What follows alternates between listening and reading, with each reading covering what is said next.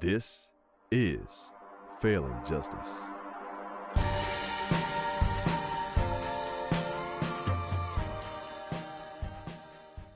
Say something. Anything? Yeah, I don't Anybody know. out there? We're trying to find out.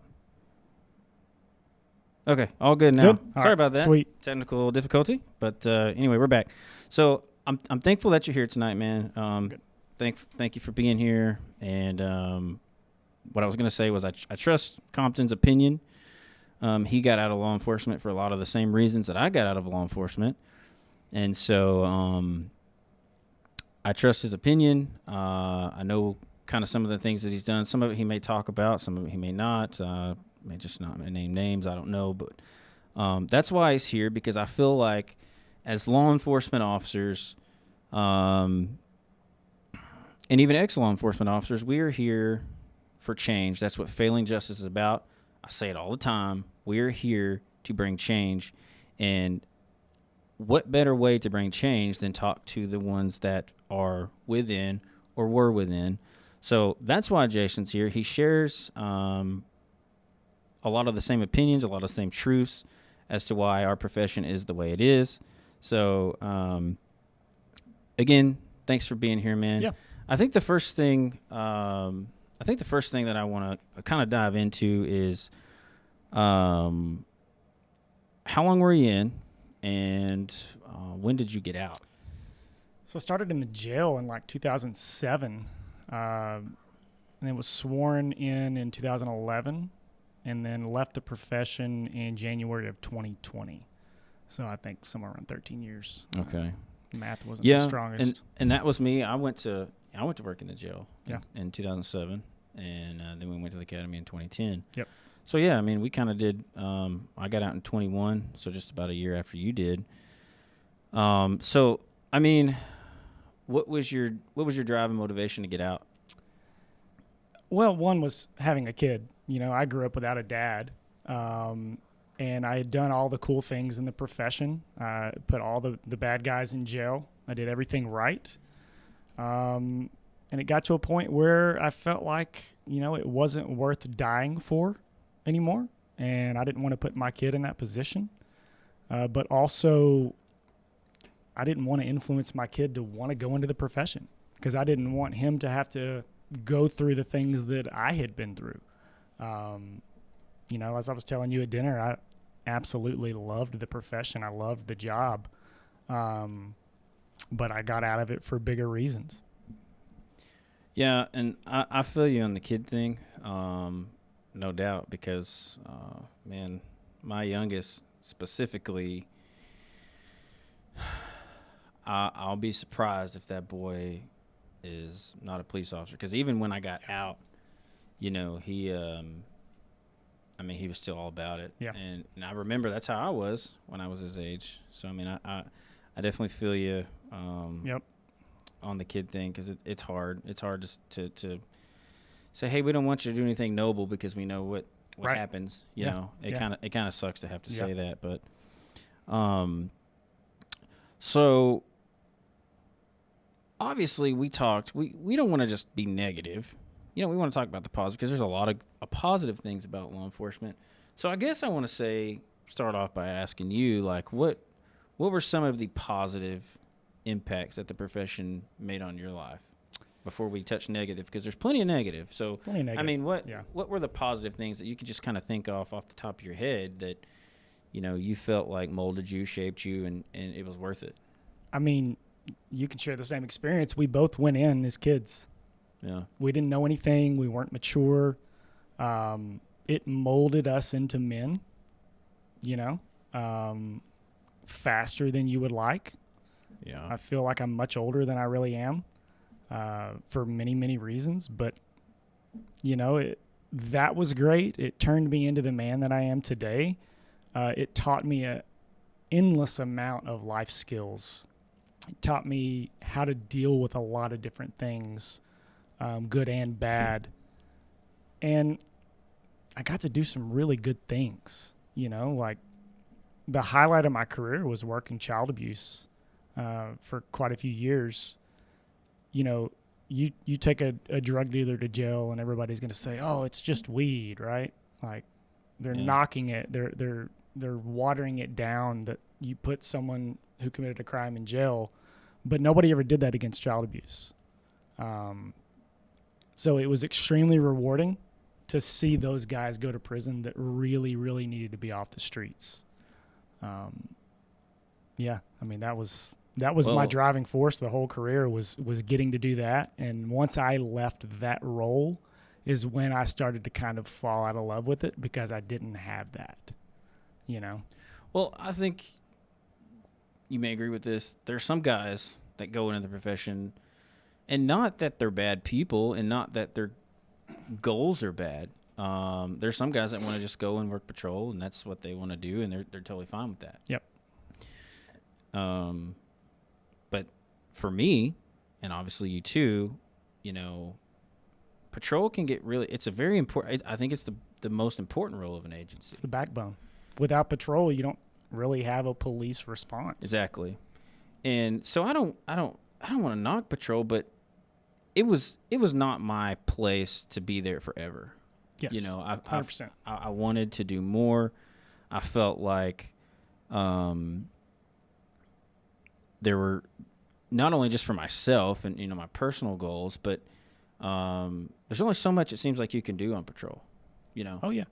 You're extremely limited, and it's redundant. You're doing the same thing every day. You're going to the same calls in the same areas, dealing with a lot of the times the same people.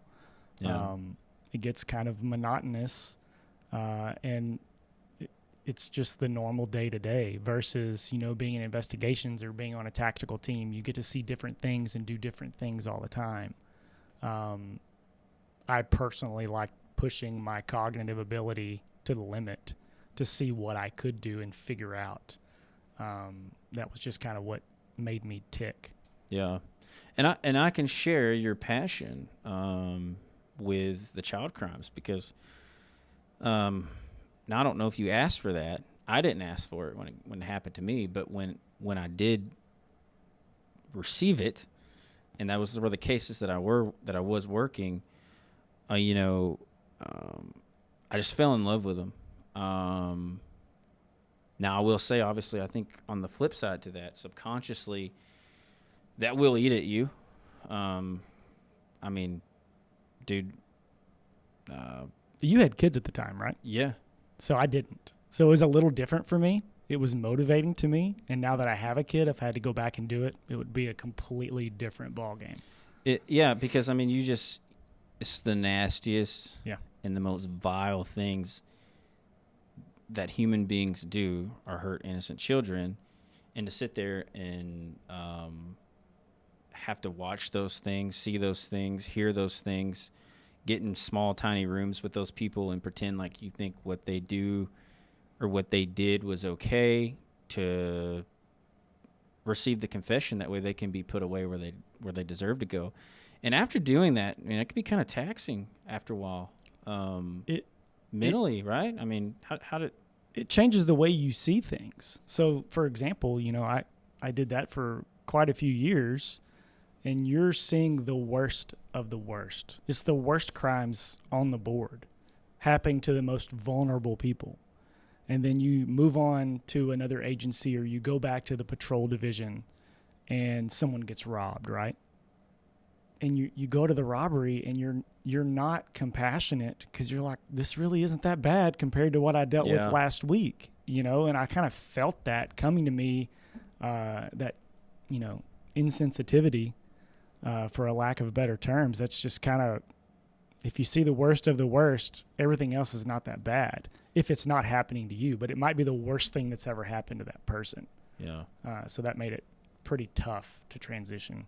No, and I'm trying to think. I did, for a short time during my transition from Gladewater to back to Palestine. I'll say when I went back to Palestine, I did work patrol for a short amount of time. And I agree with you. It was like, you know, just a lot of mental mind games that the profession as a whole plays on you. But specifically, you know, when you're working those crimes. But it was crazy because that was what I just found myself being really good at that. And going back to what I said earlier, like you and I were able to kind of was kind of cool. We were able to collaborate and work a few. I mean, it wasn't anything major, but I could see your passion, and we were able to kind of share a lot of things and during that time.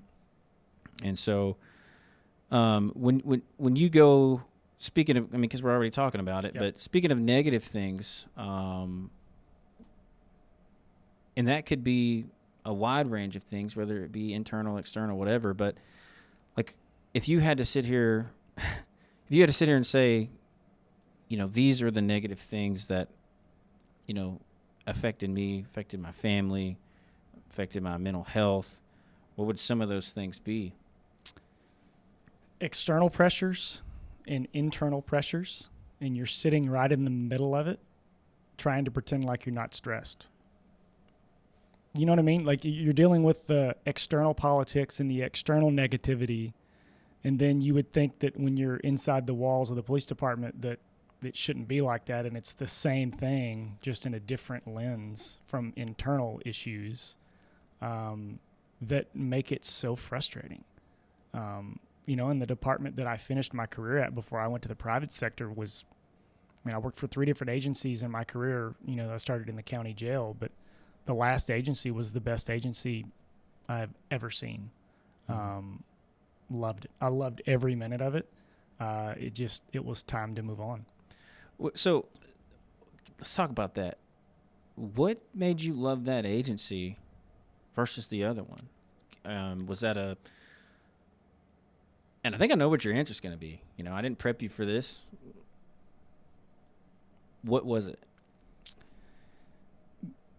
There were no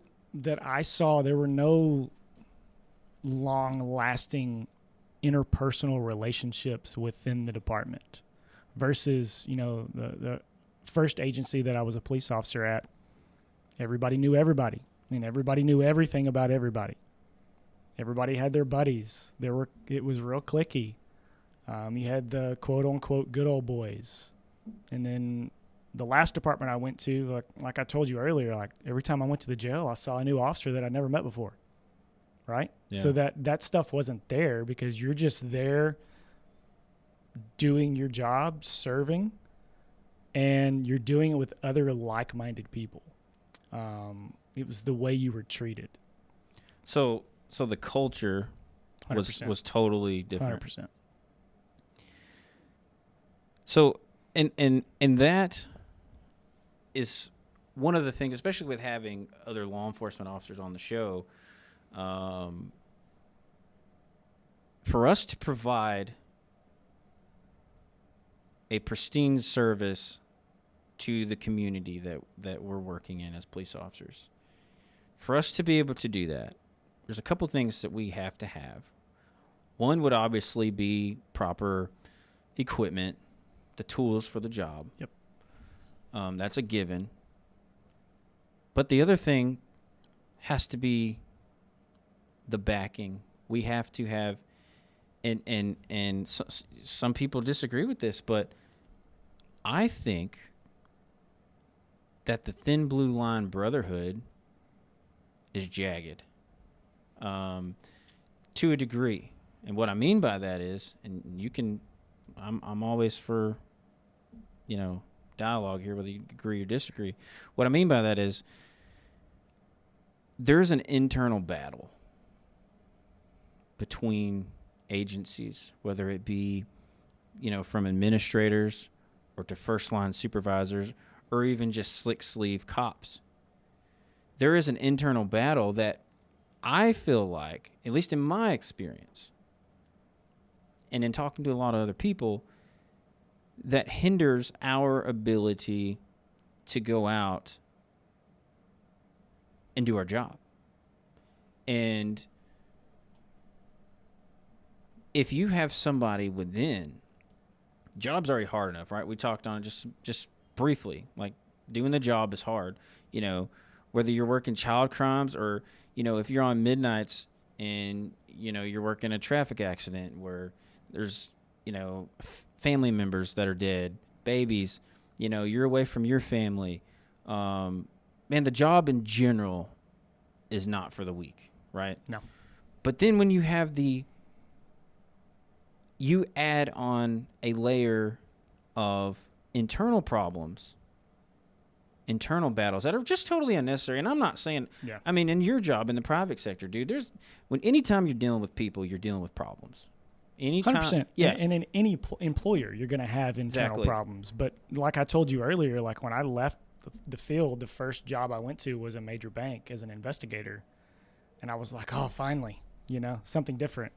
And then I realized it's the same thing because my entire chain of command was old, retired law enforcement.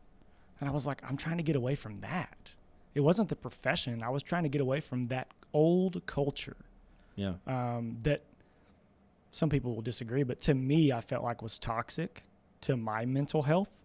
It stressed me out and pushed me to my limits, and I was tired of it. And that word,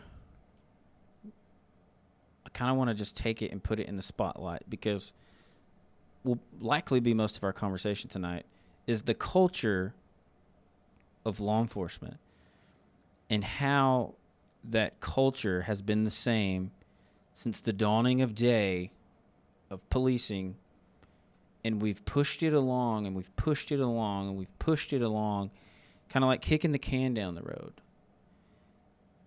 without implementing real changes. And there's a lot of angles to that. There's a lot of fronts to that. Politics being one of them. We kind of chit-chatted a little earlier about politics. And that politics runs from the very top. You look at how right now in our country, how they are weaponizing our top law enforcement agencies, the FBI, the DOJ, to go after and silence those that are in politics because they disagree with their stance. They've exposed something. And if they're doing that at the top level, I always say this, what makes you think that's not going on at these agencies that we work for? Well, think about it. You got the policy manual that explicitly states that you can't really say anything on Facebook that may, in a subjective way, misrepresent the department's values. So all that says is if you're a cop and you have Facebook, be careful what you post because they're going to use it against you, right? So the first thing all my buddies said to me when I got out of law enforcement was like, how does it feel to have your freedom of speech back? You can only say things that are within the policy. So like the policy governs your personal life because they attach that to the department in some capacity. And it's bizarre. And I'm for policy, right? Like obviously there's got to right. If somebody's going to say something stupid, right, then by all means, right? Yeah. But I've seen people get in trouble for pennies on the dollar. I mean, it's just silly stuff. You said values, going against the department's values. My question in so many areas are, what are the values? And it's almost as if that policy is made up and it's twisted, and they're coming up with new values all the time, conduct unbecoming. They're always vague enough to fit whatever it wants to be fit to. Right. I know a guy. He's in East Texas, and he was on, when you first start in a law enforcement agency, you're on probation, 6 months, a year, whatever. And they tried to pin him down on something. I won't go into details. It's not really my story to tell, but they tried to pin him down on something totally superficial, untrue. Well, then the next thing you know, during their investigation, they find out that it's untrue. They reached the point that it's untrue. And it just so happened to be that one of the persons making this complaint was related to the fire chief.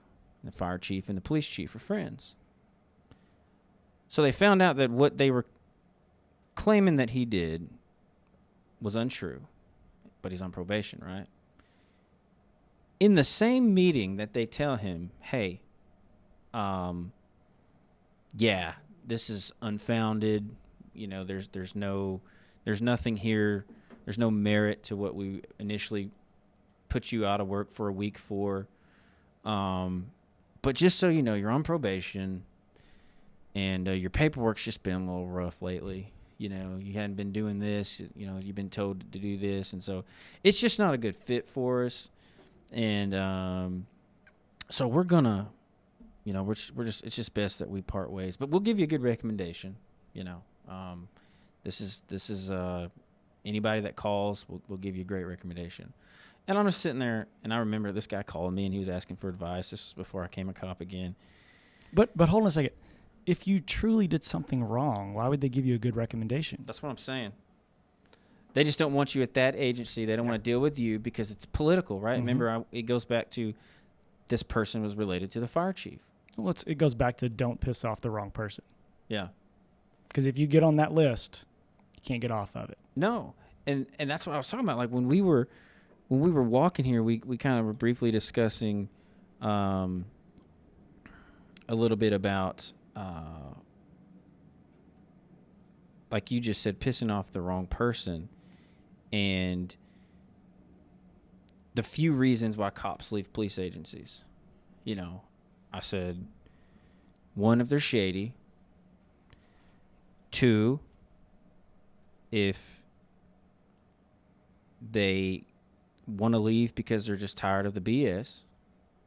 I can't remember what the other one was. Or they get forced out. Yeah. That's what it was. Yeah. Or they get forced out. So usually when cops, those are the main three reasons why. Especially when you see a veteran officer just randomly retire out of nowhere, you know they got pinned in a corner. Yeah. And there's so many, you know, a lot of people say, man, you just use this show to bash cops. And that's not the case, man. Like, there's so many good cops out there. You're right. I mean, I'm not kidding you. Like 99.9% are so good. They may not be good cops, but they are good people trying to be good cops. Right? Trying to do good things. There's a very, very small percentage of dirty cops out there doing bad things intentionally. But you got to think about how hard this job is. You're fighting battles on a street to turn around and come and fight battles in your own house. Yeah. Like, you can't win. And then people wonder why these people lose their mind. Yeah. You know? And to me, I mean, you said it, like the battle from within, to me, is the hardest one. I mean... And don't get me wrong, it's not like that at every department. The department I finished at, I didn't have any internal battles at all. I had no problems at all. I loved everybody that I worked with. You know, if I didn't have a kid, I'd probably go back and work there. I mean, I absolutely loved the place and the people. It's a fantastic department. It's one of the best in the state. But I've seen it from both sides. But what do you think? What do you think are some of the reasons why the culture is the way it is in a lot of police agencies, and why it's that way from generation to generation, decade to decade? Why does it never change? Well, think about the generations and the decades. Who are the people rolling up in command? The people that were taught by the prior command staff, right? And where are all these people taught? They're all taught at one special school, maybe two in the state, you know, that teach you how to be a leader. You know, and there's some leaders out there that they've got a brain on them and they know kind of how to treat people that's not telling you by a book how to do it, right? But if everybody's going by the same book and that's being passed down year after year after year, maybe we should look at the book. You know, where's the common denominator there? No, I agree with that. I think because there's some great police leaders, great ones. I've had more bad than good, in my opinion, based off my experiences, but there are a ton of good ones out there. You know, I never worked for Dallas PD, but I follow Dallas PD closely, and Chief Garcia, I think he's doing great things. Yeah. You know, I mean, of course, some of the Dallas PD officers might say something different to me, but I mean, just outside looking in, knowing what I know about the field, I think the guy's doing great. I'm actually, you reminded me, I'm actually going to try to get him on this podcast. Oh, that'd be cool. If he'll agree to that. Yeah. I don't know if he will. But I've never met him, but if you do, you. I would like to come up here and meet him because he seems like a really, really sharp guy. I do agree with you. I think he, but you have to, here's the deal, and just to kind of take a sidestep for a minute, the general public, they're going to see one thing and one thing only. They're going to see when the cops screw up. Mm-hmm. But it's real, though, right? Like, I'm not saying that they shouldn't have that opinion because they should. I mean, look, Richard Miles sat where you sat just a couple weeks ago. Did 15 years in prison because of lousy police work. And so he said something that I have latched on to that I think is extremely important in police work. Vulnerability. Okay? And admitting your mistakes, because historically, the police, they are human, they mess up. Any human messes up, okay? It's just they have a more, they're in the public eye more, and what their mess ups can be so much more. They're amplified. Yes, they're amplified. They're more important. Yeah. And what I think should be done on the regular, and a lot of people don't practice it, is being vulnerable when you do screw up. Pausing the game and saying, hey, we messed up. We didn't get this right. And we're going to do what we can do. Here's what we're going to do to make it better. And there's not a lot of that. Usually, if there's happens. A mistake, it boils down to, the department didn't make the mistake. The officer did. Let's get rid of the officer, right? Yeah. It's never the department taking ownership or responsibility for their officer messing up, which officers mess up. It's the nature of the beast, right? But they just leave these guys and girls hanging out to dry. Yeah. Like, own it. You taught them. They need a scapegoat. Yeah. They need somebody to blame. Of course, it can't be poor policy. Mm-mm. It can't be poor training. It's never poor leadership. It can't be poor leadership. Yeah. It's got to be that officer. They violated XYZ policies. Yeah, and I truly think that if in the profession of law enforcement, we can do better at saying, hey, we messed up. Because cops in general, we don't like to admit when we're wrong. We're taught that we can't be wrong. Right. Because if you're wrong, you're putting somebody in jail that shouldn't be in jail. If you're wrong, you're going to get killed. You've got to be wrong. You got to be right all the time. And they teach you that in the very academy that you and I went to. Zero room for error. Yeah. It's the nature of the beast. Like, it is what it is, and then it becomes programmed into you to where you feel like you have to justify everything. And that even would roll over into my personal life. Like, any arguments at home, I'm over here trying to justify it, right? It just becomes ingrained in you until you get out and you can see it from a distance and you're like, it all makes sense. But dude, you said it. Like, they teach you. You were taught. You were the police. That's what they say. You were the police. At least in East Texas. At least in East Texas, yeah. And you, you're in charge, always. What you say goes. And so it's like that is just embedded in your mind from the moment you graduate, and you go out there thinking you're 10 feet tall and bulletproof, and you're right about everything. And then How many hours in the police academy did we have on conflict resolution? Man. They don't. It's not in my training history. No, they don't. I think since that academy, we have had some. It's totally changed. We've had some de-escalation Yes. training. But even then, think about the guys that are teaching. Think about the guys that are teaching this de-escalation training, right? Any training that I've gone to, minus some extreme advanced training, you're in there to satisfy a requirement. 100%. The state has mandated something, and now you have to take it. If you want to keep your job. If you want to keep your job and your license before a certain date. Right. So they're just trying to herd everybody through and get that mandate. And so you have those instructors. And most of the time, man, I would say about 80% of any TCOL training that I've ever attended, they essentially give you the answers to the test. Oh, it's definitely yeah. If I raise my hand when I say this, you need to remember it kind of thing, which it is what it is. You know, when I was an instructor, I never did that, but I've seen it happen. Yeah. It doesn't mean that people aren't getting things out of the course that they need, but I mean, think about it as an adult when you go to a training course. Are you really like taking notes and paying attention to everything that's being said? No. Well, that's the thing, man. Half of those cops either got to work that night or, you know, got off at 3 a.m. before so they could get, 4 hours of sleep. And it's just...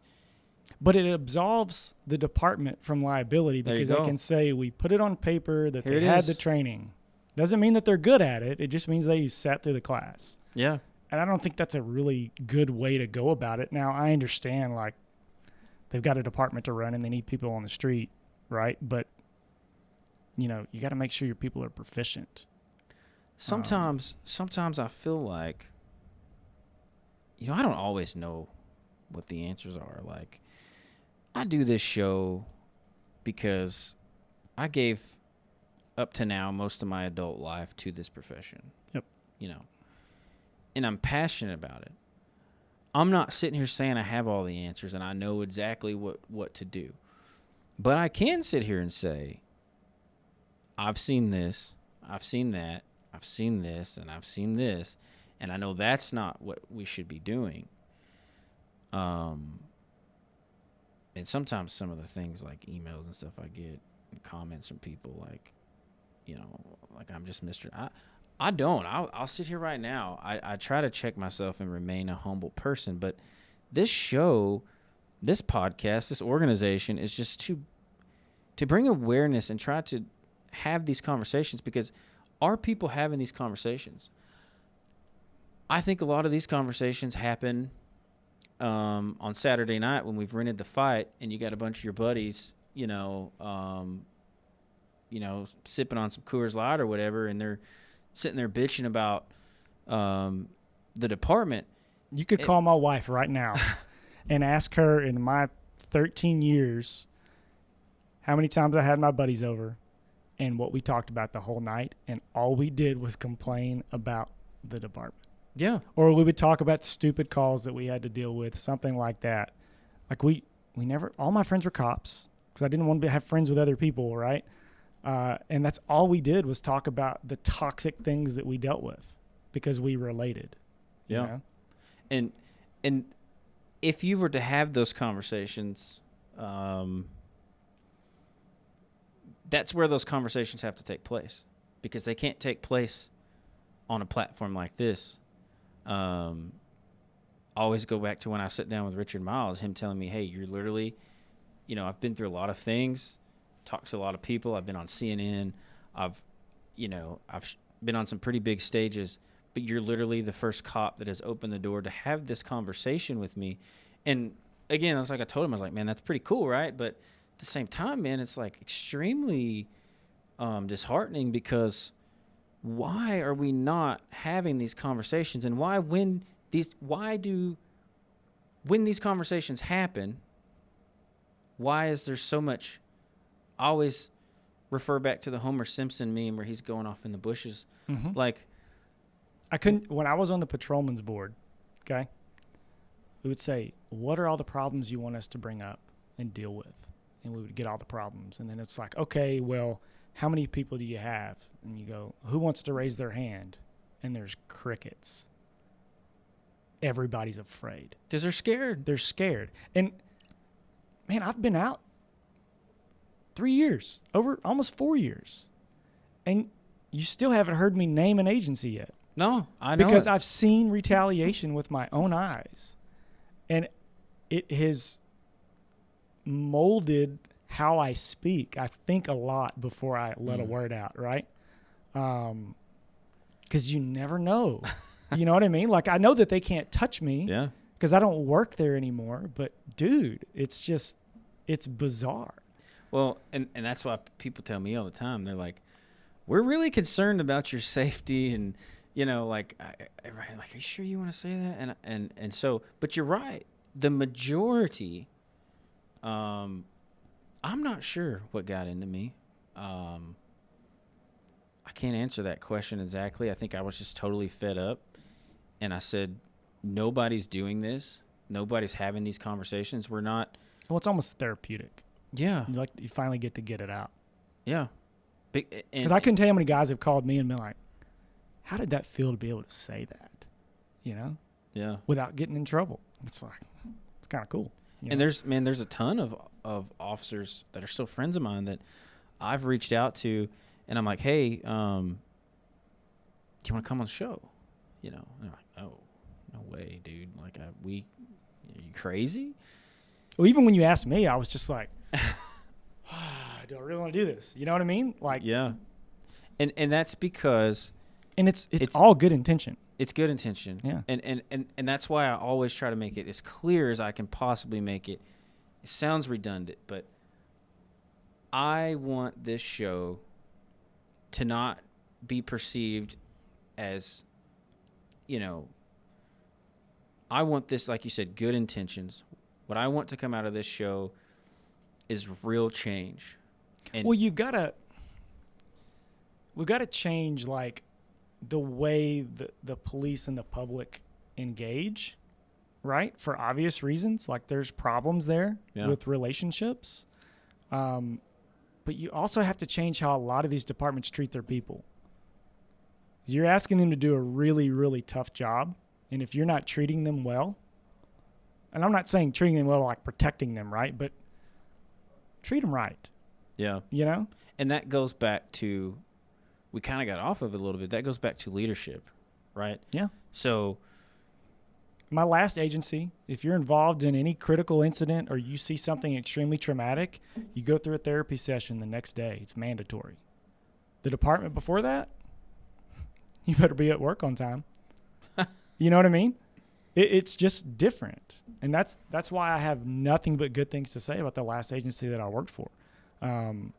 They took care of you. They took care of you. They cared. And it's funny, you know, when I got there, a lot of the people that have been there 15, 20, 30 years, they're grumbling about all kinds of things. And there's a lot of laterals that go to that department for a reason. And all of us laterals are like, guys, this ain't bad. Like, it could be way worse. Trust me, I came from it, you know. Yeah. And where I started and came from was, it's a good department with good people, but crappy leadership. And that's where it begins, and it goes back to, you know, if you have attended what most cities look for, if you've attended LEMIT, Law Enforcement Management Institute of Texas, which I've been there, if you have a master's degree, and you can tie and look real fresh and go and speak some fancy words before city council, that's who they're going to select. That's what they look for. And I'm not saying those things are wrong. By no means am I discrediting, you know, leadership training or education, but it's not always, doesn't always mean that's the right person for the job. You can't just look at paper. You got to look at the person. And I'll tell you a story real quick that is going to kind of blow your mind, right? Yeah. And I won't name anybody, but he's going to know who he is if he listens at all. Hey, there's a lot of people that listen to this that don't like it. So. I had an assistant chief one time. There were some ladies from the advocacy center that delivered some cookies to a couple of us detectives. This particular assistant chief got the cookies out of the lobby for us, and sent us an email to let us know that the cookies were there. Said, hey, so-and-so dropped cookies off for you. They're sitting in CID. Thanks. Oh, I took one for my troubles. Thanks. And he signed the email, Daddy. Keep in mind, my dad's dead. No. Signed the email, Daddy. Daddy. Signed it, Daddy. And he was my assistant chief at the time. And, like, it was one of those guys where, like, you always kind of make joking comments, but you always know they're halfway serious. And there was always a little bit of tension in the air. And then sends an email like that. Just to let you know, like, that little thing Yeah. to let you know, like, hey, I can say this. What God if you would have done forbid that? you complain about it. Yeah. God forbid you go to HR like most people would in a normal workplace.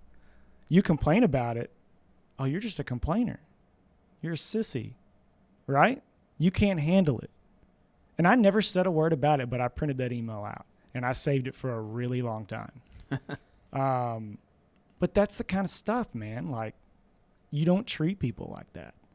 It's the leadership in this profession is self-serving. Very rarely, in my experience, and for what I've seen from afar, do you have a true, and when I say leader, I mean command level. Yeah, it doesn't always mean leader. Yeah, no, yeah. I mean, because we both know Yeah. that there are some really good leaders that they don't even hold rank. We're talking like 100%. six sleeve, Or just your random day shift patrol guy. yeah, Might be a great leader. Just never had the passion to pursue management. exactly. You know? But I have rarely seen. Again, when I say leader, I mean command level chief, assistant chief, captains. Be genuine. They're most of the time self-serving, and that is very much evident in their day-to-day interactions with their subordinates. Extremely evident. And those guys, and I put in one of my notes here, is it's who you know. So Tyler was a civil service agency. Mm-hmm. Tyler PD. My agency was a civil service agency in Palestine. And so was Irving. So like civil service agencies, it doesn't matter. As long as you can pass a test, you're going to get a promotion. And beat the other people. You can literally, score 71 versus a 70. And it don't matter. You're the next leader. It doesn't matter what you've got in your file, what kind of scoundrel you are, how lazy you are, how you treat your wife. None of these things matter. How people view you. Do they view you as a leader? Do they view you as a scoundrel? None of those things matter, but as long as you can pass that test, as long as you just get one question right, that's just pre-made up questions that's been there since the 70s. It's how good can you study yes. while you're trying to do your job, because you obviously don't have time to do it when you're at home, right? It's how good can you study, or how quick can you get the answers from somebody else? Yeah, and that's who we are promoting. Yes. Within.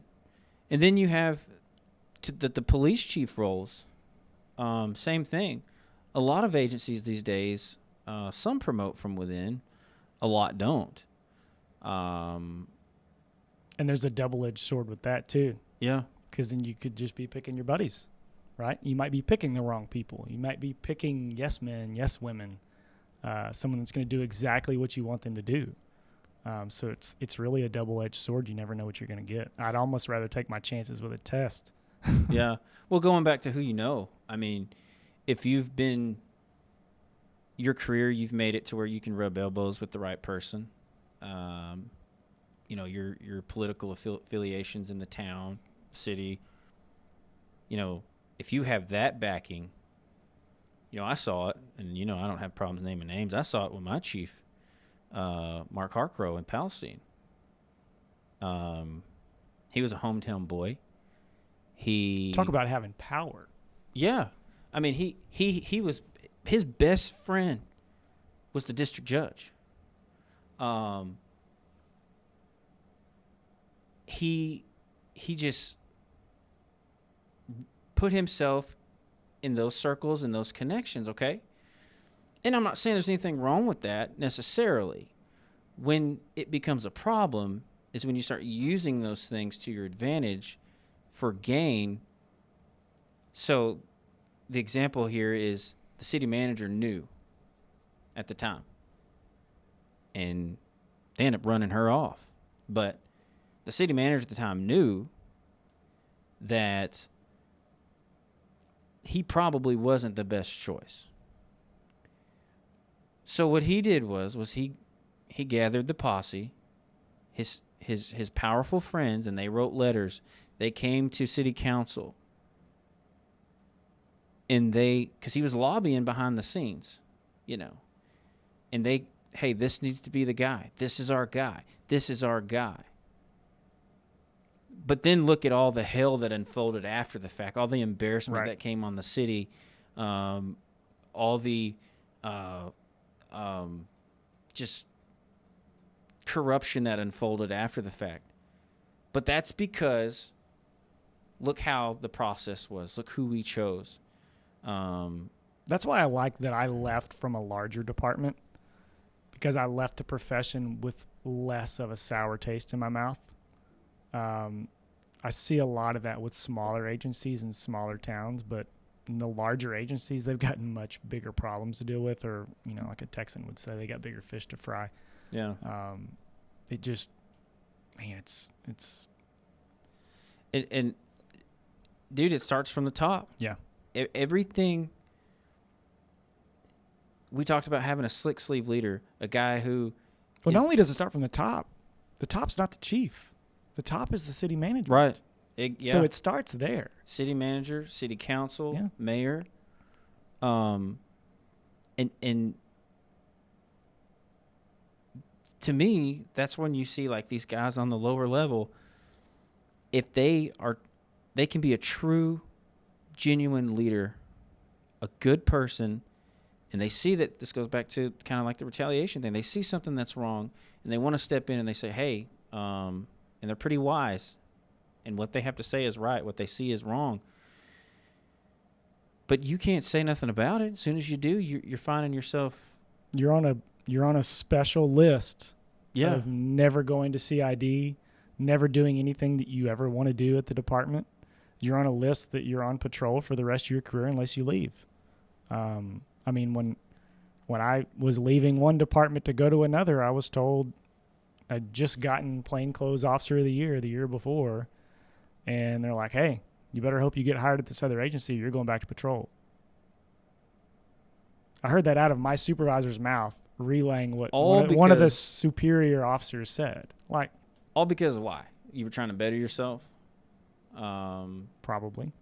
At all. I mean, or the fact that I was on the board that wasn't in favor of some things. It can be a slew of different things. Yeah. I've seen it happen. I've seen it happen to other people. People get railroaded for opposing what the upper leaders are trying to do. Yeah. They get railroaded. And a lot of times people just silently leave. Oh yeah.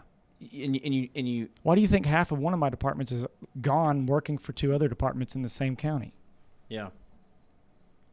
Because it's not a coincidence there. No, absolutely not. Because these people, they have to silently leave, because if they don't, and even if they do sometimes, but especially if they don't, we were talking earlier. I told you the story about the letter that put in my file after I left. Yeah.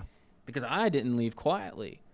I stood up and I said, somebody has got to it's time to put our feet down. It's time to expose these things. It's time to having these conversations, hence this podcast. But if you don't leave silently, you will have something follow you that could hinder you from getting hired on at another agency. See, I left silently, and I remained silent until I was off probation at the next agency. Mm-hmm. The fact that I even have to think like that tells you everything you need to know. So why doesn't the First Amendment apply to police officers? Why do we have to be quiet and just go with the status quo? No idea. No idea. There's no answer for that. No, but that's what it is. Yeah.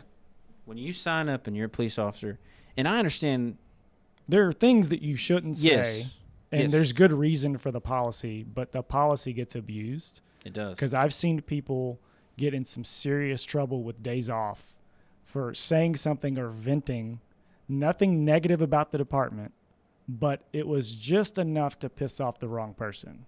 And then all of a sudden that policy fits that mold, and they're getting days off for it. I've seen it. Yeah. No, absolutely. And it's like when you sign up to be a police officer, your First Amendment constitutional right is stripped away from you. And, anytime any officer wants to rise up and exercise that right, it's like whack-a-mole, you just... Well, you swear to tell the whole truth, nothing but the truth, so help you God, right? Unless it's against the agency. Right. Yeah, exactly. Yeah. So when we're fighting these internal battles, and I said this earlier, but I didn't directly ask you, but don't you think those internal battles are definitely hindering our ability to go out and deliver the best service that we can deliver for the citizens that expect it? It hinders it. Well, for example, one of them is you go out, you got to, cross your T's and dot your I's to get into a vehicle pursuit these days. I get there's risk factors, right? But if you're within those policies and anything goes wrong, they're going to look at your speed. If you're 1 mile and over where you're supposed to be, they're going to watch your camera to see if you actually ran a red light without stopping first. They're going to find something to write you up. So it's like, yeah, go chase these cars. But when you do, you're getting written up. Yeah, you better be ready. And if you get written up, you're losing all the privileges that you have on special units. I mean, and they wonder, like when I went to my last agency who was very aggressive and really pushed for you to do good police work, they wondered why the first pursuit I got into, the guy drove off, and I just got on the radio and said, he fled. And everybody's like, why are you not chasing this guy? And I'm like, because I would have gotten written up in my last agency. Yeah. You're damned if you do, damned if you don't. You can't win. And what's crazy, too, when you're comparing one agency to another agency, I've always wondered, why is this not the same across the board? Why are we, if we're not doing, and I get you have population, there's a lot of factors involved, but I'm saying overall, our policies, even on the prosecution side, you have one guy here in Dallas that possesses, he has some meth on him or whatever. He goes to prison for 20 years.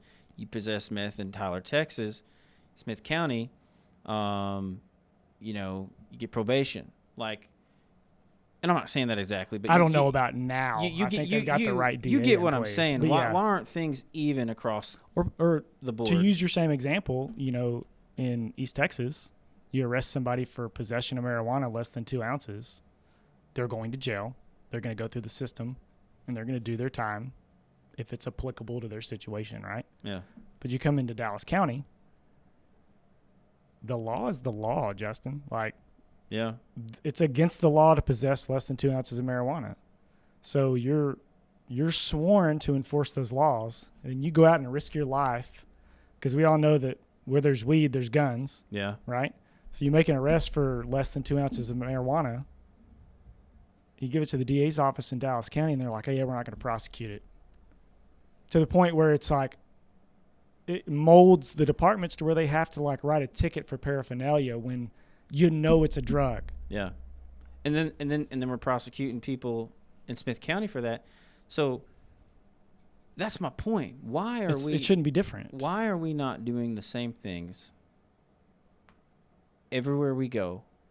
And the laws are not applied the same everywhere. Well, you've got U.S. law, you've got state law. Yeah. Like it. And then you've got policy that can be more strict, but not more lenient. It's just. And you better believe, too, if you're a cop or were a cop, and you have stood up and you have gone against an administrator or whatever the case may be, they're going to come after you. They'll twist those laws, just like you said, the policies, the laws, whatever it may be. They're going to twist that to fit the situation. And if they can snag you for it, they're going to snag you for it. I think people the general public underestimate how difficult the job is, because you have to follow state law. You have to follow the Code of Criminal Procedure. You have to follow internal policies. And you have to do all of that while making the right decision. And then you have to do all of that, making the right decision, and not get killed doing it. Yeah. Like, that's tough. It's tough, because you can follow the law and still violate policy. So you did everything right, but you violated one policy. Now you're in trouble at home, but not in court. It's so frustrating. It is, man. And we wonder why departments are severely understaffed. We wonder why the response time for police is getting higher by the day. You wonder why you call the police when your house gets burglarized and they show up an hour or two later. Like, nobody wants to be a cop anymore. Nobody, man. People, I mean, you got two examples sitting right here, but we're just two of many.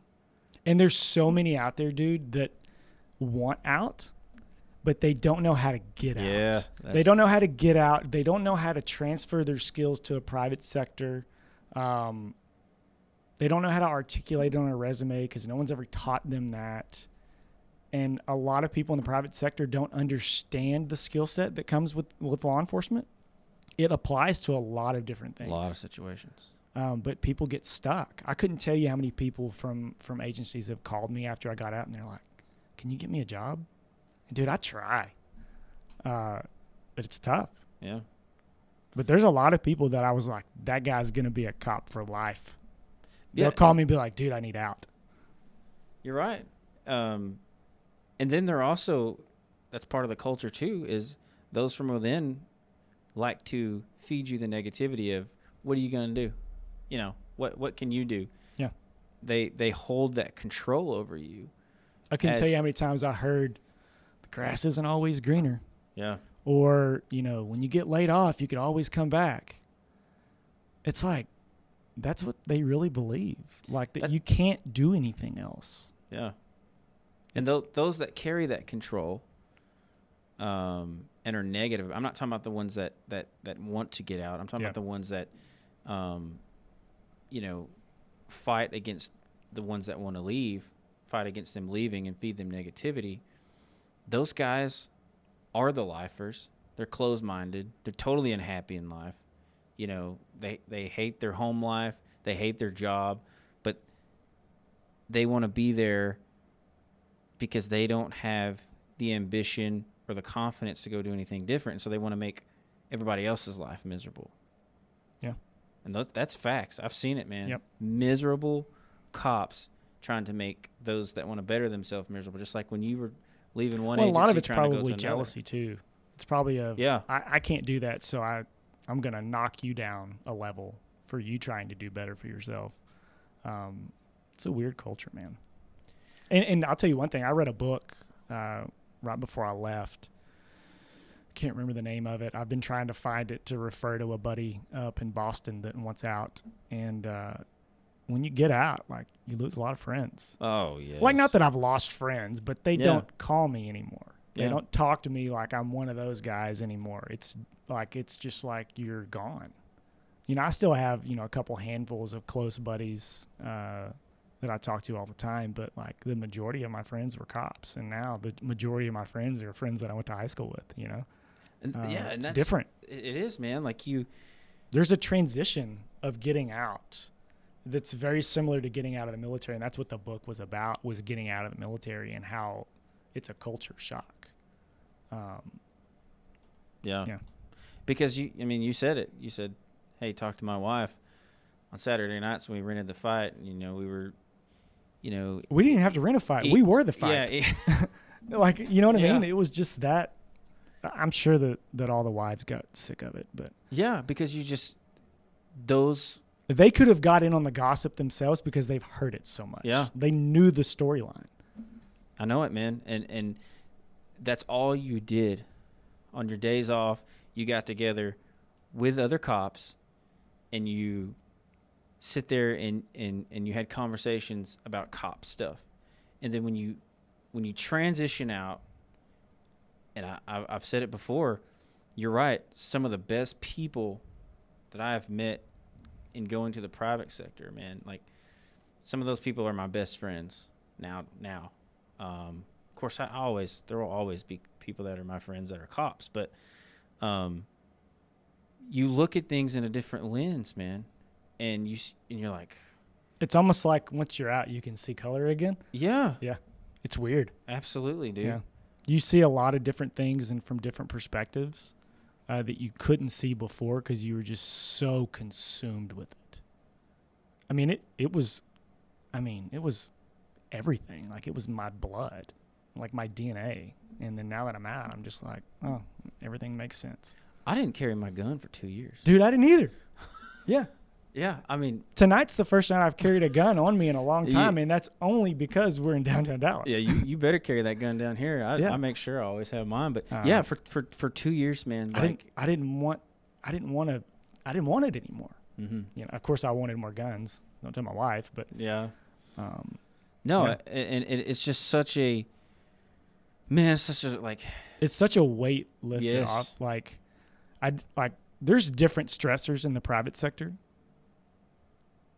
especially owning a business. Well, one of them is, there's a lot of disorganization compared to where we come from, where everything is extremely structured, Mm-hmm. and there's SOPs on how to do everything. And then you go to the private sector, and it's just not that way. So that was a big adjustment too. But we didn't even talk about that, and we both did the same thing. Yeah. No, absolutely, man. I mean, it's a breath of fresh air.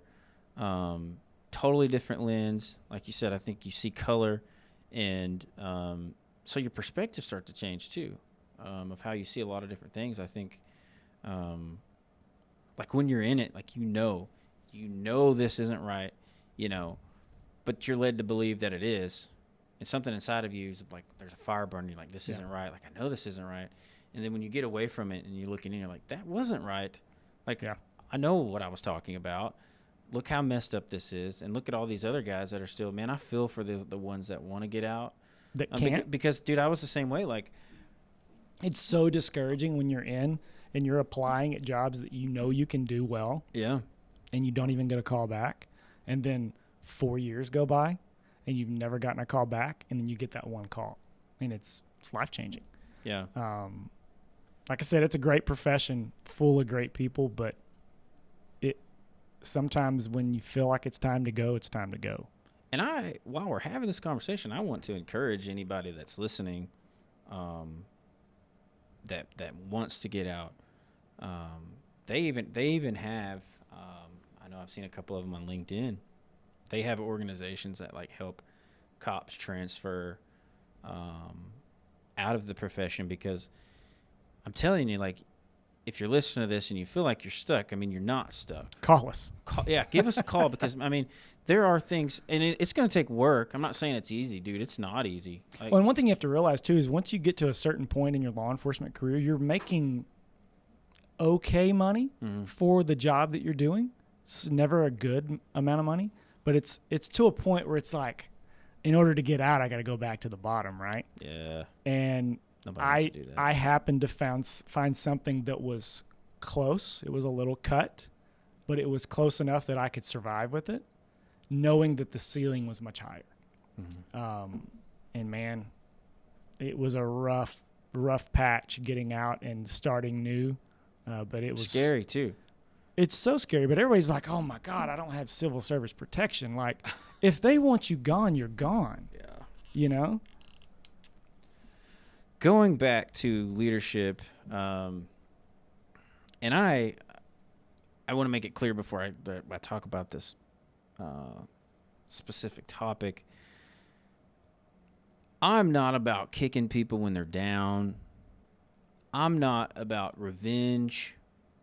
There was a time where I was about revenge. I would have to, I would be lying to anybody listening to me and just try and paint a picture of myself that isn't true. There was a time where I did want revenge, and I had. And then you learn it's not worth your energy. Yes, and I had a lot of hate in my heart, and I had to get out of that place. That's a dark place. It's a terrible place to be in, just mentally and in your everyday life. So never do I want somebody to think I am after any kind of revenge, especially with this next topic, because this next topic kind of hits close to home. It's going back to leadership, but it hits close to home with me. This is just a perfect example, clear as day, as to what a lot of leadership in our profession is. So, backstory on this. The video that I'm about to show you is one of my ex-police chiefs, Andy Harvey. He was arrested on Sunday for allegedly abusing the 911 service, and allegedly resisting arrest. Andy should be afforded the same rights as anybody else, innocent until proven guilty. But there are some things that led up to this arrest. He was my chief. Like, this dude, I mean... Swore you in. Yes. Like, look. I'm going to show this picture. I don't think you can see it, Jason, but my audience can see it. Like, this is me. This is literally me holding up his book, Excellence in Policing. And, of course, that was a forced picture. I'm not going to lie. But it was a photo op for his LinkedIn. But this guy wrote this book that's used by a lot of people. And I want to play this video first. Okay? I want to play the video first, and then I want to talk about it. Yesterday, former Pharr Police Chief Andy Harvey was arrested and charged with resisting arrest and silent abusive call electric communication to a 911 service. This morning, District 1 Councilmember Gilbert Gonzalez, who opposed Harvey as the LPD chief, says the council got it right. If the city was caught in the situation, Councilmember Gonzalez says that they would have had to open up the position again at taxpayers' expense. The councilman also shared what he thought were red flags or warning signs with potentially choosing Harvey. Well, first of all, he didn't hold a job. He was unemployed, and the last job he had been there just 2 years and 2 months. So he was very inconsistent. Okay, so a little timeline here on Andy Harvey. He did 21 years with Dallas Police Department. In 2019, 2017, he comes to be the chief of police in Palestine, Texas. I go back to work in Palestine in 2018. He's the chief at the time. So in 2019, so he's only been there 2 years, roughly. 2019, he begins the search for another police chief job. Why that is, I don't know. So he begins to search for another police chief job. In 2019, he applied at several different places. A couple places he got denied, but that year he does become the police chief in Ennis, Texas, in December. So December of 2019, and then July of 2020, just a few months, not even 6 months, he goes to be the police chief in Pharr, Texas, which is out near the border. It's far. Yeah, far. It's far away. So then he's there in 2020, and in 2022, he becomes the city manager and the police chief at the same time of this city. Some people don't see a problem with that. I know some really good guys right now that are doing that. I just think it's a conflict of interest, in my opinion. So he becomes a city manager. Now listen, in August of 2022, he is the city manager and the police chief. He gets into an argument with Ed Wiley, who, to my understanding, Ed Wiley was the deputy city manager at the time. So basically like assistant chief, deputy city manager, second in charge. Apparently there was a check that was written for some amount of money to some local business. Harvey didn't like it. And I want to play this video. What happens is there is so much yelling going on in City Hall on the 4th floor that the city administration, the secretary, calls the police. And when the police show up, Call the police on the police. they call the police on the police. Yeah. And this is what happens. This is body cam footage. Again, August of 22, when the police officer rolls up to City Hall. Did you call? I did, but I thought it was somebody from the outside. It's management. They're getting into it Where? in the back, but Where? it's back there. Can I come in? Okay, come on. It's coming out. Yeah? Just there, here.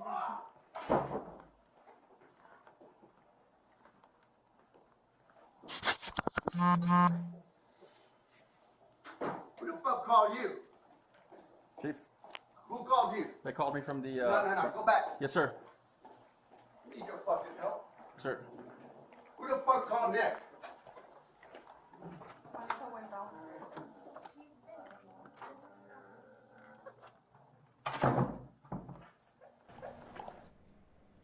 All right. So the voice that you heard there, and I put a warning on this podcast, especially after last week, but there's some language in there. However, what you hear there is Andy Harvey. This guy is the police chief, city manager, and you can hear, if you really, really paid attention, and you can rewind this and play this later if you didn't hear it, but as the police officer's walking up, you hear him say, "I am your effing boss." And then the door slams, and he's walking down the hallway, and then that's where that officer, apparently his name is Nick. Nick sees Andy in the hallway, and he's like, "Who the F called you? Get out."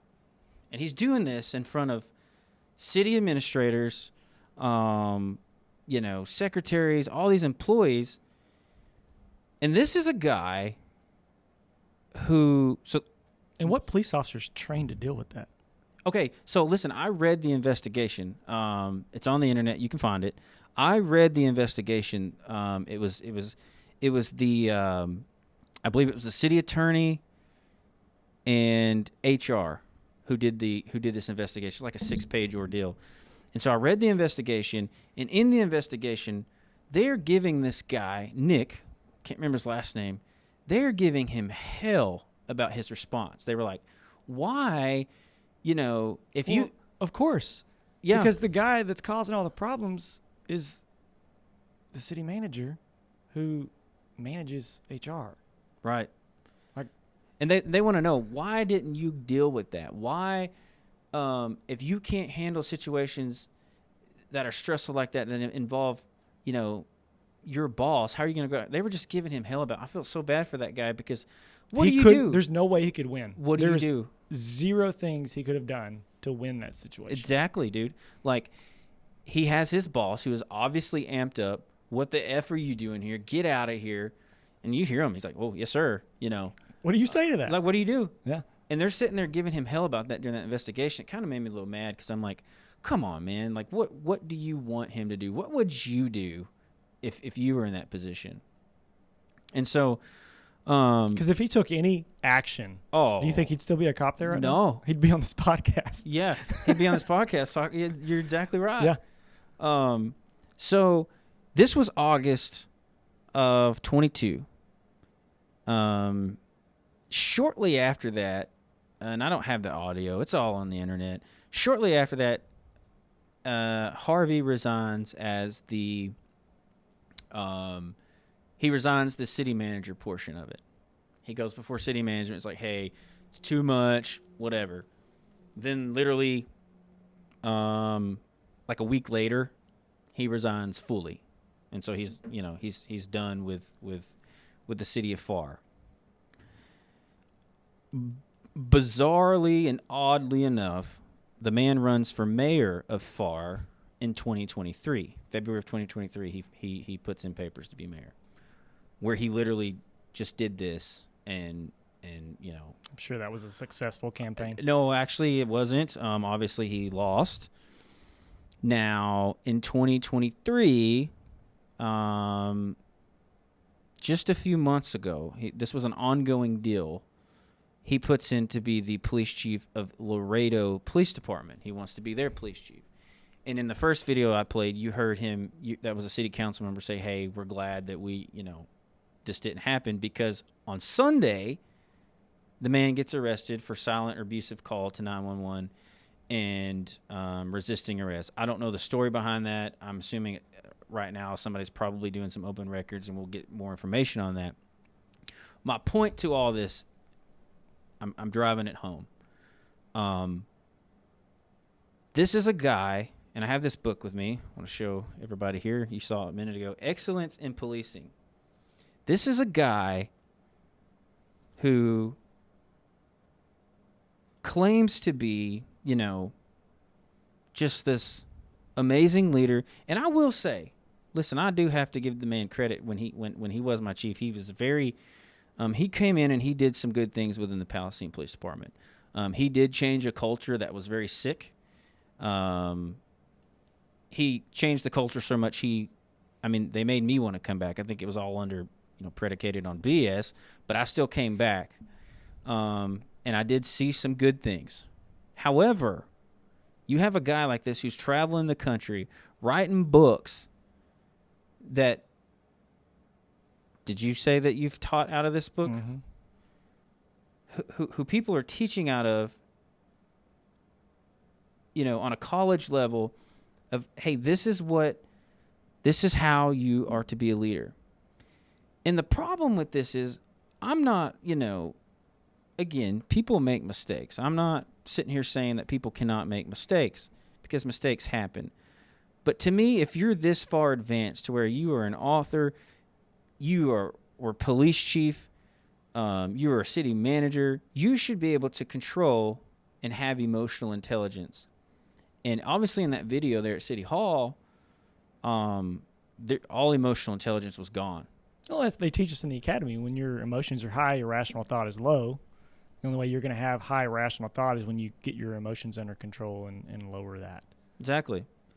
We all know it. Yep. We've all been taught it. It's just a matter of practicing it. And so here's the deal. This guy taught Mark Harkrow, the next chief, how to be a police chief. And look at the results from that. Listen to the first 5, 6, 7 episodes of my podcast, and look at the results of that. And this is what I'm talking about. Toxic generational leadership, that's what's being pushed down from generation to generation, from chief to chief. And it doesn't apply to everyone. No, absolutely not. But a decent chunk. A decent chunk, because going back to what I said earlier, I have not personally worked for a decent police chief except for one time. I talk about him all the time. Chief Rob Vine, that man to me was a leader. And he wasn't a wannabe. He wasn't out here. I wish he'd write a book, because it would sell. But, guys like this are just for fluff and appearance.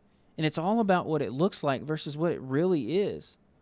I've had 3 chiefs, 2 good, 1 bad.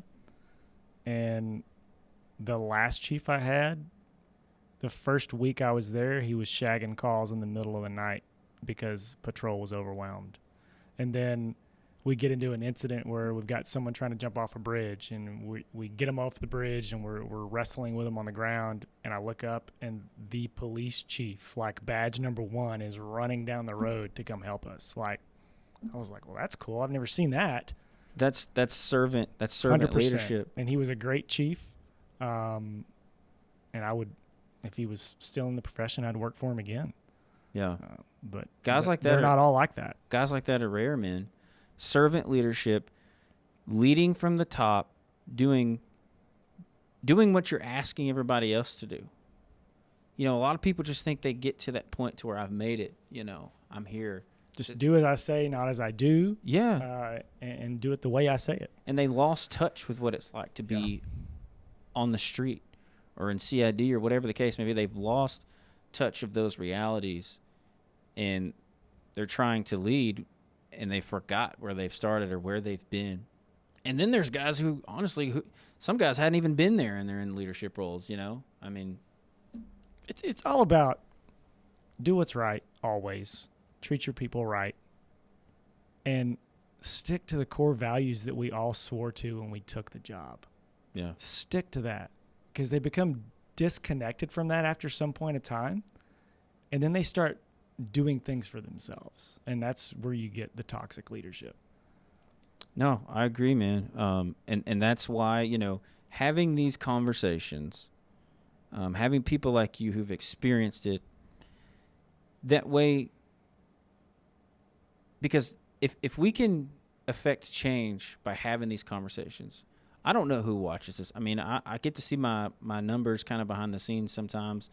Some weeks they're high, some weeks they're low. It just kind of depends. But I don't know who exactly is out there watching this and paying attention. But what I do know is if we can affect change from this table right here, you know, and take it further and beyond, it's going to, we can fix the mistrust.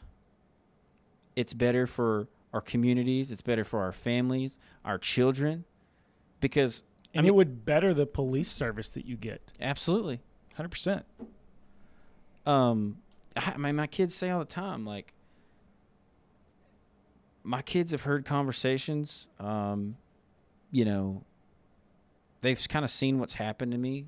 You know, they're kind of getting older. I've had to answer some really hard questions, and those aren't things that I should even have to, you know, they see police officers as just, you know, respectable, moral, authoritative figures, you know, and that's how it's really supposed to be, right? To an extent. But when you have to tell them, hey, you know, why did you leave? Why, you know, and trying to explain those things to them in kids' terms is really hard. And I've had to do it, man, and it's unfortunate, and I hate that I've had to do it, but man, the whole point to just affect change from right here with people like you, and I hope, man, my hope is just to try and get more people out here on this show that are willing to sit down and talk, and have open dialogue. It doesn't have to be one side towards the other. I think we all have a common goal. Our mission is to, like you said, do what's right always. And always. when we mess up, Not because, when it's convenient, but always. right, when we mess up and when we screw up, because it's inevitably going to happen because we are human beings, going back to being vulnerable and saying, okay, we screwed up, let's get it right. Well, yeah, you know, in the private sector, you always look for the root cause. Mm-hmm. That's what you do when you're trying to fix a problem. What's the root cause, and how do you fix that root cause? But I think historically, it's just a matter of, like, on to the next one. Instead of trying to fix the root cause, let's just get rid of the cause. Yeah. And not fix the root. Jason, I don't think it translates. man, I appreciate you coming on tonight. Wish it was cooler in here, but yeah, Yeah, it's it is great. a little warm. I'm glad Zork, the producer, opened that door, because I mean it is warm. Yeah. But man, I appreciate it, dude. I know you were a little hesitant at first, but I think we had good conversation. People out here that are listening to this, I hope it does bring change. I think you're gonna start making major progress when you start putting people on here that says current law enforcement. Yeah. Someone that's not afraid to put their title out there in their department and actually be candid about it. I think that's when you're going to really start driving change. But at the end of the day, like, we can push change all we want, but you have to want to change. Yeah. For the change to work. And you can't make a horse drink water. And I mean, it's a stubborn profession. So. And that's my point. What is wrong? What is wrong with somebody? Why would a department or a city sheriff's office, county, whatever. Why would they not want to do Why better? would they not want to do this? What is this going to What's do? it going to hurt? This is going to, if we can, like you said, get current law enforcement here at this table. That's why I want to get Chief Garcia here. I'm going to try. I don't know if he's going to do it, but I'm going to try. And but if I was a gambling man with you right now, I would say that he would do it. Yeah. Because he seems like that kind of guy. He does. Yeah. And it's guys like that, man. Like those kind of guys who are trying to get it right. I think the whole thing is, if we're putting forth our best effort with good intentions, with the Constitution at the forefront of of what we're doing, and people's best interests at the forefront of the decisions that we're making, of course, like I said, we're inevitably going to screw up. But if those are the things that we're thinking about when we are out here making our decisions as law enforcement officers, I think you're going to do more right than you are wrong. You're going to have more good than harm. Well, it's like we always say, the definition of insanity is doing the same thing repetitively, expecting a different result. If you want your department to be the best and you want to be respected and you want to have a good relationship with the public, it starts from within. The department that I work for now, we had a staff meeting this morning, and that was one of the things that we talked about. We have some really good people there, and that's one of the reasons why I got back in the profession, was to, especially on an administrative level, because we talked about that. You can actually really try and do some good from the top. But we talked about that today of being different. And not just saying those words, not just being at a round table, having our little notepads out, but actually changing the culture from the top. And I told them, I said, the chief of police sitting right there, I said, and he agreed. It starts at this table. Yes. The conversations we are having in this leadership staff meeting, it starts right here, because they have to see it in us. And we have to go out, and when we show our faces, they have to believe in what they see. And if we're faking it, if we're, if we act like we don't care, how are they going to care? And so it starts, like you said, it just starts at the top. And that was, again, my motivation for getting back in the profession on an administrative level, because I will never, ever, you will never see me beating chasing calls. Chasing calls. No. And not There's nothing wrong with it. Nothing wrong with that. It's just, we did it. We did it. And I don't think, if I were to go to an agency now, if I were to go to Dallas PD and start all over from the very bottom, and I was out here in South Dallas, beating calls, can I make a difference? That's a... The answer is no. You can make a difference for a dozen people a day. Right. Right? But you're not going to make a major impact. Absolutely not. It's the leadership that makes a big difference. Yes. And that's why I told you at dinner, I love the profession. I miss it tremendously. But the only way I would ever go back is in a leadership role, so that I can actually make a difference. Because there have been too many times in my career where I've had great ideas to fix things, and they're like, just worry about your job. Exactly. And it's like, this is a good idea. They think that's the only way I would go back. They don't want to listen to that. And man, do I miss working investigations. I know. It was my passion. It was the highlight of my career. The unit that I was in was elite. I learned a lot from those guys. But man, and you're good at it too, man. You're a hell of an investigator, hell of a detective. And I'll be honest, man, the profession, when guys like you get out, and there's hundreds more of you, good people, good cops that want to do the job for the right reasons, and we're losing them by the dozens right now, because we are not allowed to have conversations like this. And I'm going to be frank. Nailed it. I'm a very frank person. If my employer came to me tomorrow and said I couldn't do this, I'd quit, because I'm so passionate about this profession and what it needs to be, that if you're going to tell me I can no longer do this, I'm just the kind of guy that's going to quit. Hey, sorry, I'm not a good fit for your agency. You obviously don't want change for yourself. Or you your don't want culture. change for this organization. You don't want change for the culture of law enforcement as a whole. And I'm out. That's exactly what my answer would be. But based on the staff meeting that you had today, I'm willing to bet that it's not like that there. No, and you know what? It's kind of interesting that I know that they know about this. I think it's so fresh and it's so new. Like, I don't know if anybody's doing this in this entire country. I don't know. I haven't seen it. I'm in a lot of groups. I know a lot of people. I've seen a lot of things, but I don't think anybody's doing this. So this is so fresh and so new. It's kind of like, taking your toe and you're just dipping it in the water, just kind of seeing, what it's going to do. But, I'm be doing cannonballs before too long. That's my goal, is because this is exactly what it's going to take.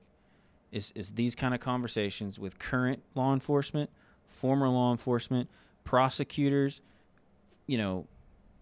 from federal all the way down to state. And I got big goals for this podcast, and it's just a grind. It doesn't come without its challenges, but I'm really glad that you decided to come on, because I think you bring value, you bring perspective, and I know there are a lot of law enforcement listens to this show, but there's also a lot of law enforcement that doesn't. So trying to give those people in our communities some perspective, like, hey, we're not bad guys, man. I can't tell you, I've got comments by the thousands on my TikToks. There's so many of them, I can't even keep up with them sometimes. But people just, man, they are so hateful towards law enforcement. I got flipped off just for driving a police car to work one day. Like, I was doing nothing. Yeah. One of the last 2 weeks, somebody followed me home. Didn't even know it. Bad cop move. Didn't even know it. Somebody followed me home, called and complained that I was going 5 over the speed limit on 114 on my way home from work. And I'm like, sorry, I was going 5 over. I just left a murder scene where a 90-year-old lady got stabbed to death. Like, give me a break. Yeah, man. Cut the people some slack, because you don't know what they're dealing with. You don't know the call they went to before they came to your house. They're genuinely there to try to help you. If you do something wrong, just own it. Well, that's the thing. It's so simple. Some of these people have such jaded opinion of the police because there have been some police officers that didn't do us any favors, right? Well, yeah, dude. They're bad. I always go back to this. Richard Miles, dude. That man, I told him when he said here, I said, you were one of the most humble. I can't believe you were so humble. I would be mad at the freaking world. And just his attitude and his demeanor and how forgiving he was from his situation. But, man, there's people, I'm in touch with some of these innocent projects. I plan to have more people on that have been exonerated and things. But the numbers for those things are just higher than they should be, because it starts with us, man. It literally starts with us. And I can't blame some of these people for having some of the opinions that they have, but we gotta start. Nobody's starting, and we gotta start. So yep. I'm glad that you came on, dude. Hell of a conversation. I've been enjoying visiting with you, and maybe I'll get you back on sometime. Yeah, if you get Chief Garcia, I want to come back. I will. I'll bring you on for it. Guys, listen. Remember, I always say this. You have to share this. You have to like it. Tell your friends. Tell your family. Because as we've said here tonight, this is the only way that we are going to make the change. And even if you're not in law enforcement, I promise you, at this table, having these conversations, this is the only way that we are going to start change, is by having these conversations. And so, like, share, follow, YouTube, Twitter, X, Instagram. I mean, you name it. I'm on all the platforms. Apple, Spotify. Got my website. This is failingjustice.com. Go there, give it a like, give it a visit, and tune in next week. Podcast is going to be on Wednesday next week. I have a prior commitment on Tuesday. So tune in next week for the Failing Justice podcast. Thanks for joining. Jason, once again, man, thanks for being here. Thanks, man. And you guys have a good night.